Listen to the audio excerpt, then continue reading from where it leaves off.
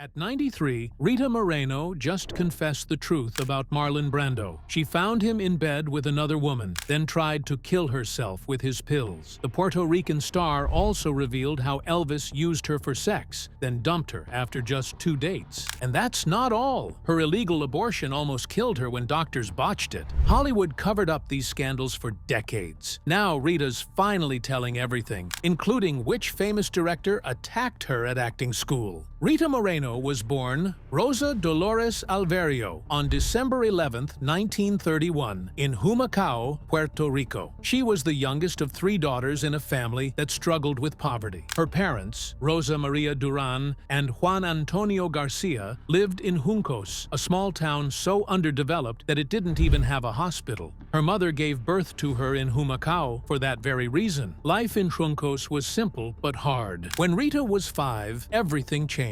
Her mother made a decision that would shape both of their futures. She packed their bags and left Puerto Rico, taking Rita with her to New York City. The journey wasn't easy. They traveled by ship on the SS Carabobo, leaving behind Rita's father and younger brother. The family split wasn't just about opportunity. Rumors of her father's unfaithfulness added another layer of heartbreak to their departure. New York was nothing like home. Rita had grown up surrounded by lush green landscapes and warm tropical air. But now she was in a city full of gray buildings and crowded streets. It was cold in every way. She later described it as a reverse Wizard of Oz moment. Instead of stepping into a world of color, she felt like she had lost it. The first winter hit her the hardest. She had never seen snow before. It wasn't the magical sight she had imagined. It was cold, wet, and uncomfortable. Even decades later, she still remembered the shock of it. But snow was just one of many adjustments. She and her mother didn't speak English. Every interaction was a struggle. Simple tasks became exhausting. People treated them differently. And for the first time in her life, Rita felt like an outsider. Racism wasn't just from adults. Even the children she met at school made her feel unwelcome. They moved into a crowded apartment in the Bronx, sharing space with relatives. Life in New York was cramped and unfamiliar. Even the food was different. She had grown up on rice and beans, but now she was introduced to dishes like apple pie and Boston baked beans. Everything felt foreign. Through all of this, something inside her refused to give up. By age 6, she had already started dance lessons. She trained in Spanish dance under Paco Cancino, the uncle of Hollywood legend Rita Hayworth. At first, it was just something to do, but soon it became clear that she had real talent. Even as a child, performing felt natural to her. In Puerto Rico, she had loved dancing for her grandfather. Now, on the stages of New York, she felt that same joy. It wasn't long before her talent started to open doors. At just 9 years old, she had her first professional performance. It happened in a nightclub in Greenwich Village. It was a surprising place for a child to perform, but times were different. That night was just the beginning. By her early teens, she was performing regularly at clubs all over the city. Sometimes she went alone, traveling through New York at night, carrying nothing but her passion and determination. She wasn't just doing it for herself. She was helping support her family. At 17, everything changed again. A talent scout spotted her at a Spanish dance recital and saw something special. He arranged a meeting with Louis B. Mayer, the head of MGM Studios. Mayer was one of the most powerful men in Hollywood. The meeting took place at the Waldorf Astoria Hotel in New York. It was a world away from the Bronx. Rita stood in front of Mayer, her mother by her side, waiting. Mayer took one look at her and said, "My God, she's a Spanish Elizabeth Taylor." That was all he needed to see. Right there, in that moment, Rita Moreno was signed to MGM. Arriving in Hollywood was like stepping into a dream. She could barely believe she was on the same studio lot where so many legendary films had been made. She was so excited that she practically lived on set. Even the studio commissary felt like a magical place. She sat down for her first lunch and was served roast beef with gravy, apple pie, and Boston baked beans, foods she had never tasted before. But nothing compared to what happened next. As she ate, 2 women walked in, Lana Turner and Elizabeth Taylor. Rita froze. She had idolized Elizabeth Taylor for years. She had copied everything about her, from her eyebrows to her hairstyle. She even wore a waist cincher to mimic Taylor's famous figure. Rita later admitted, "I thought I would wet my knickers." But Hollywood had its own rules. Her real name was considered too ethnic gimmick for American audiences. Studio executives decided to rename her Rita Moreno, taking inspiration from actress Rita Hayworth and her stepfather's last name. She didn't like it at first, but there was no choice. If she wanted to work, she had to play by their rules. From the beginning, Hollywood saw Moreno as a blank slate, someone who could fit into any exotic role. It didn't matter that she was Puerto Rican. She was cast as Polynesian in Pagan Love Song, 1950, Burmese in The King and I, 1956, and Egyptian in other films. To make her look the part, makeup artists darkened her skin. The industry had no interest in authenticity. It just wanted her to fit whatever foreign stereotype they needed. She later called these parts dusky maiden roles. They were often one-dimensional, characters with little to say beyond looking beautiful and mysterious. Even after winning an Oscar for West Side Story in 1961, she kept getting the same kinds of offers. The industry saw her as nothing more than an ethnic actress. Her early career was filled with both excitement and frustration. She made her film debut in So Young, So Bad, 1950, under the name Rosita Moreno. 2 years later, she got her first big break in Singin' in the Rain, 1952, playing Zelda Zanders. For once, she wasn't cast in a stereotypical role. She worked alongside Gene Kelly and Debbie Reynolds, and for a moment, it felt like she had broken through. But after that, nothing changed. Hollywood kept casting her in the same kinds of roles. One of her most famous early films was The King and I, 1956, where she played Tuptim, a young woman trapped in an arranged marriage. The film was a huge success, but for Moreno, it was another disappointment. The role was dull.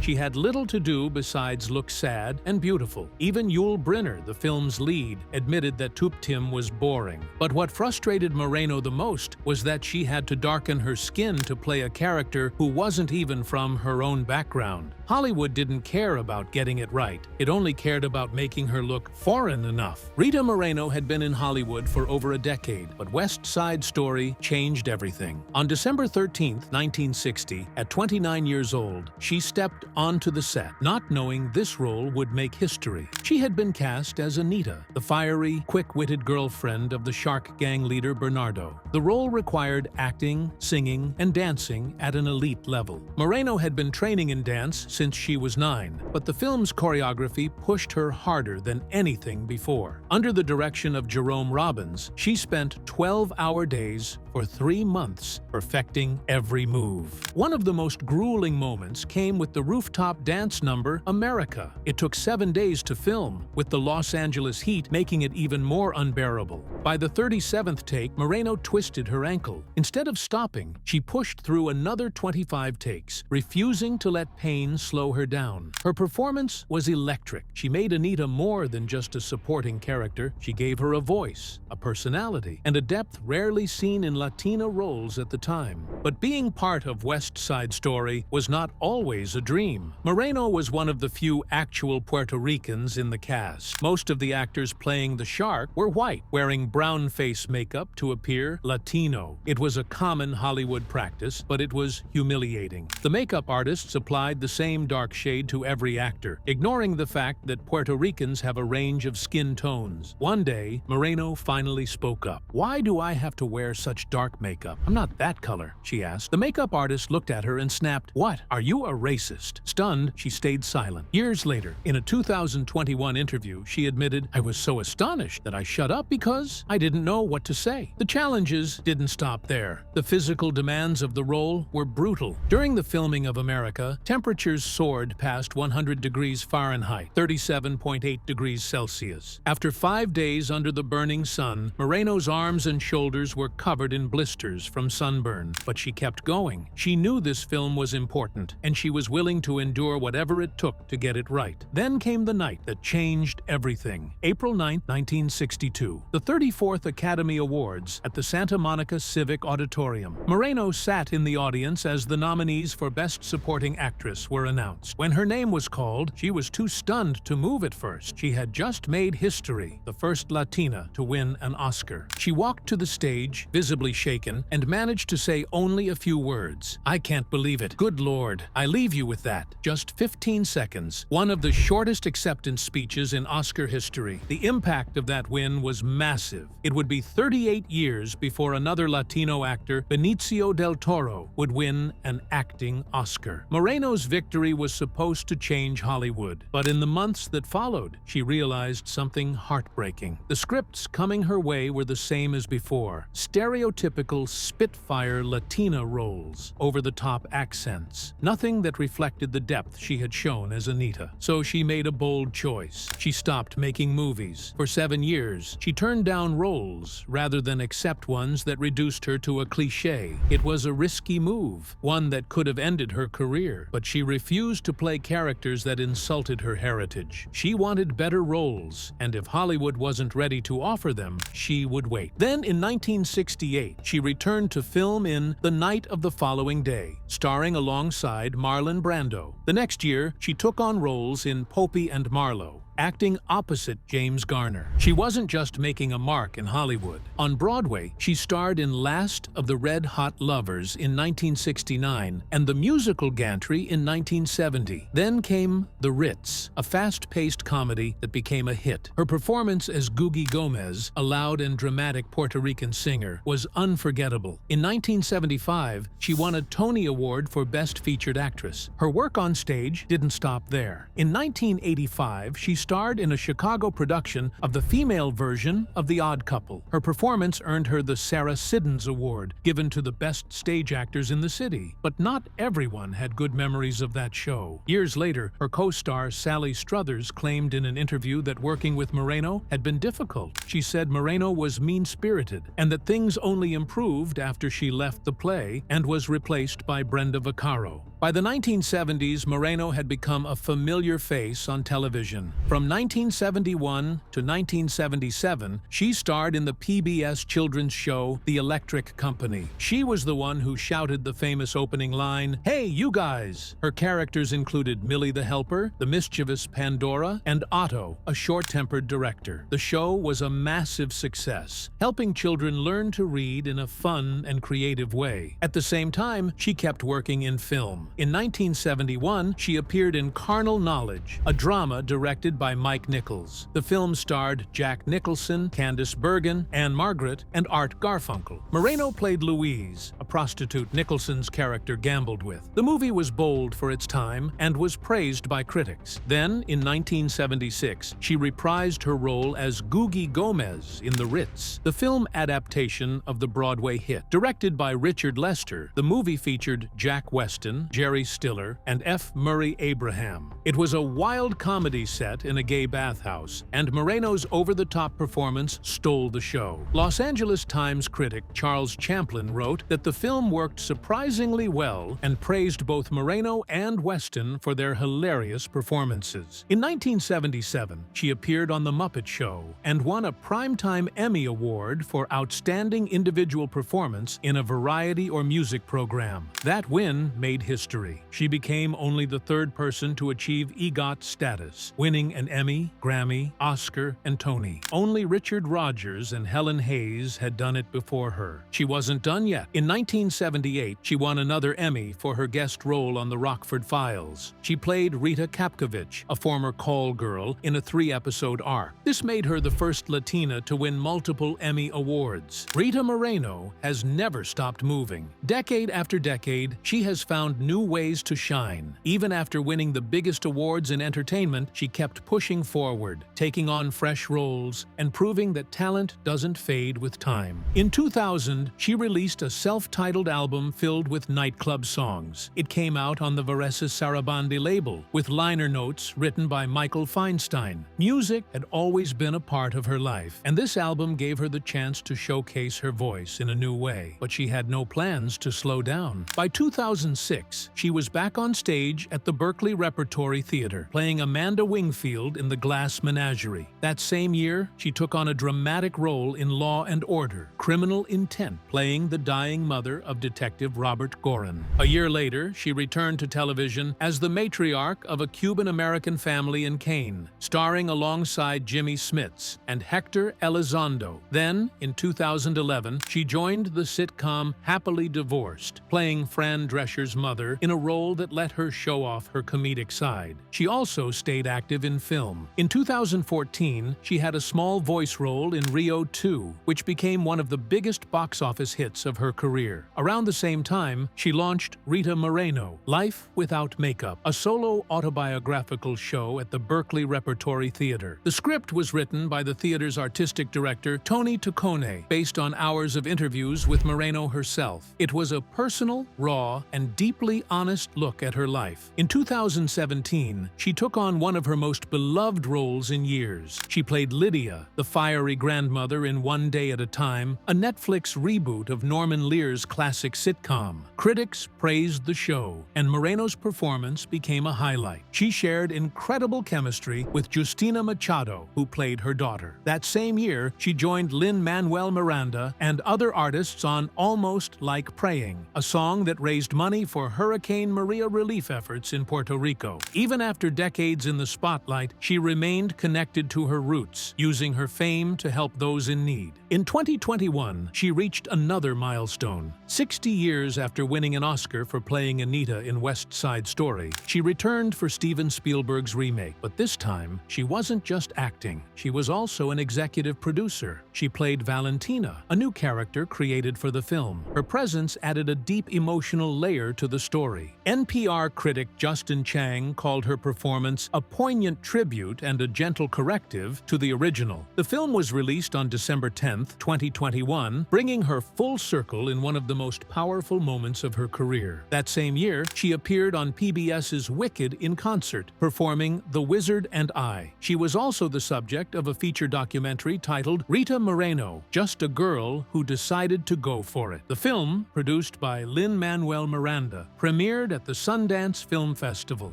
It received glowing reviews. The Guardian described her as vampish, feisty, and fun, and praised her ability to command a room even after all these years. She was still collecting Lifetime Achievement Awards, still making speeches, and still proving why she was a legend. By 2023, she was still taking on new projects. She starred in 80 for Brady, a comedy about four lifelong friends who travel to see Tom Brady play in Super Bowl L1. She shared the screen with Jane Fonda, Lily Tomlin, and Sally Field. That same year, she joined one of the biggest action franchises in the world, playing Abuelita Toretto in Fast 10. She took on the role of the grandmother of Vin Diesel's Dom, John Cena's Jacob, and Jordana Brewster's Mia. It was an unexpected move, but she fit right in. She also appeared in Family Switch, playing a character named Angelica. Even now, she continues to surprise audiences. She has never stopped working, never stopped evolving, and never let herself be defined by one era of her career. No matter how much time passes, Rita Moreno is always ready for her next act. Rita Moreno's relationship with Marlon Brando was a storm she couldn't escape. It started in 1954 when she was 22. They met on the set of Desiree, and she was instantly drawn to him. Brando was already a rising star, known for his intensity and charm, but behind the excitement of their romance was something much darker. Their relationship lasted nearly 8 years, filled with passion, betrayal, and emotional abuse. Brando was never faithful. He cheated on Moreno constantly and even married 2 other women while still involved with her. In 1957, he married Anna Kashfi. In 1960, he married Movita Castaneda. He had children with both women while keeping Moreno on the side. She later wrote that his betrayals nearly destroyed her. He broke my heart and came close to crushing my very spirit with his physical infidelities and, worse, with his emotional betrayals. She knew who he was, but she couldn't stay away. She became addicted to trying to win him back over and over again. She admitted in a 2022 interview, "I was such a different person then. I had all the makings of a doormat. She described Brando as extraordinary in many ways, but also as someone who treated women terribly. Still, she kept coming back. At one point, she tried to turn the tables. She found another woman's lingerie in his house and left heartbroken. But the next day, she got a call that changed everything. "Miss Moreno?" a voice asked. "This is Colonel Parker. My client is Elvis Presley, and Elvis spotted you at the 20th Century Fox commissary. He liked what he saw." She didn't hesitate. Dating Elvis was her way of making Brando jealous, but the relationship itself was underwhelming.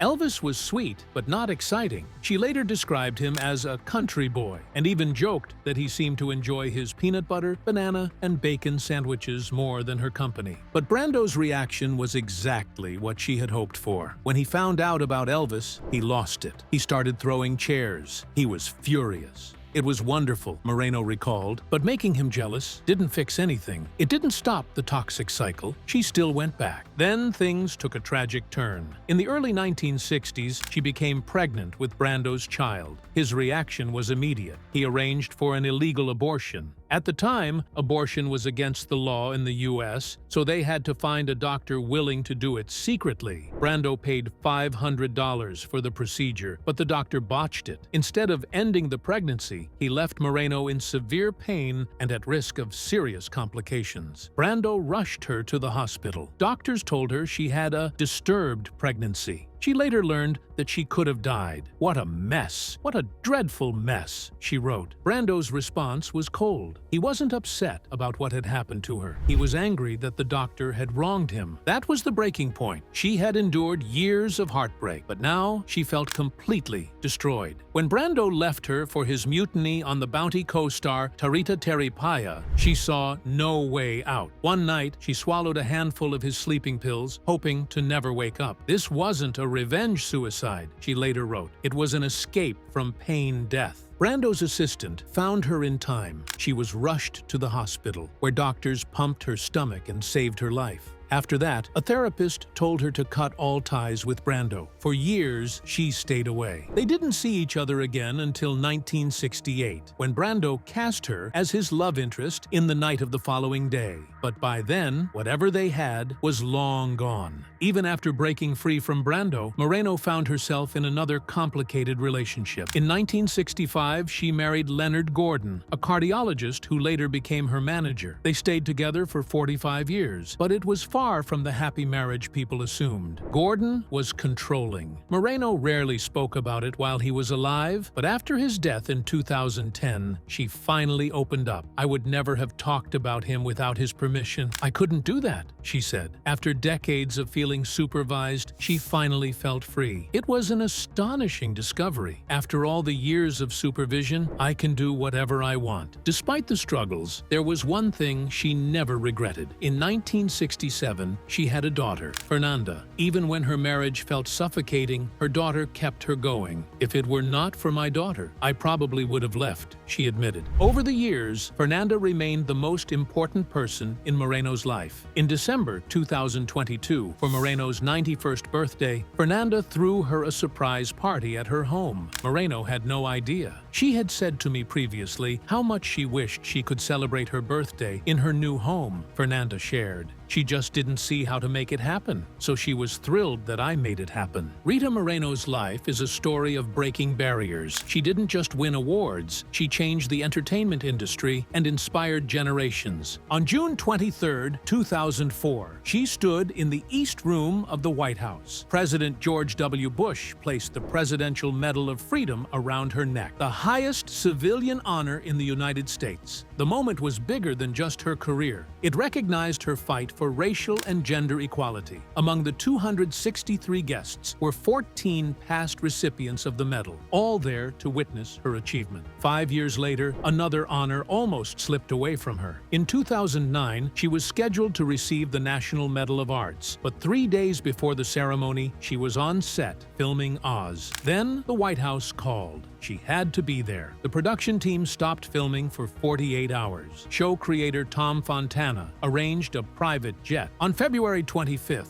2010, President Barack Obama draped the medal around her neck. He praised her for performances that had become touchstones to millions of Americans. Moreno had already won an Emmy, a Grammy, an Oscar, and a Tony, but this was something different. This was about her lasting impact. One of the most emotional moments of her life came on December 6, 2015, at the Kennedy Center Honors. She knew it would be a special night. She had no idea just how unforgettable it would be. Midway through the ceremony, the music started. Suddenly, 137 young Latina performers filled the Kennedy Center's grand foyer. They were all dressed in replicas of the yellow dress she wore in West Side Story. In a flash mob-style performance, they danced to America. The tribute brought her to tears. The audience rose to their feet. The standing ovation lasted 7 minutes and 23 seconds, the longest in the event's history. Years later, on December 6, 2022, she received another unexpected honor. The BBC named her to its 100 Women list. She was 90 years old, the oldest woman ever included since the list began in 2013. This time, it wasn't just about her past achievements. It was about the impact she was still making. Her inclusion wasn't a quiet decision. It started with a movement. 1,237 young Latina actresses and performers from 28 countries came together. They submitted a 17,000-word petition detailing how Moreno had shaped their careers. They included data showing that Latina representation in Hollywood had increased because of her influence. They even backed it up with an economic study showing that funding for Latina-led projects had grown by 12.3% in the past decade. The message was clear. Moreno hadn't just broken barriers. She had changed the system.